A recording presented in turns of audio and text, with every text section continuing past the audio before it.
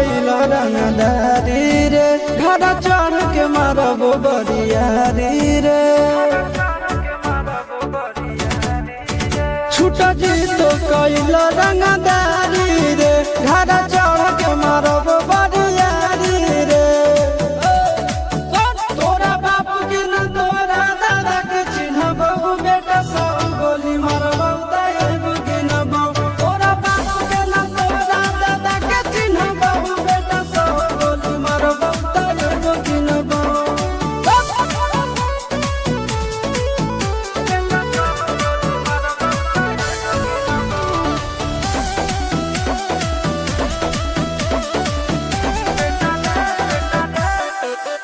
बेटा रे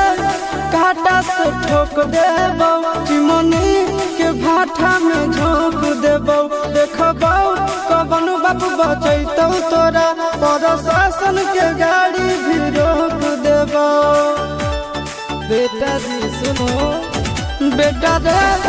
काटा से ठोक देबौ चिमनी के भाठा में झोंक देबौ देखबौ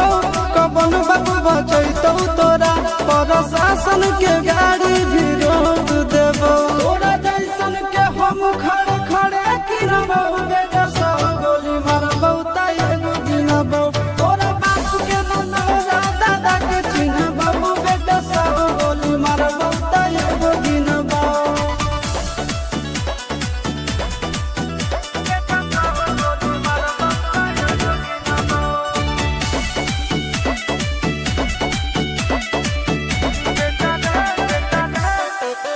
बेटा रे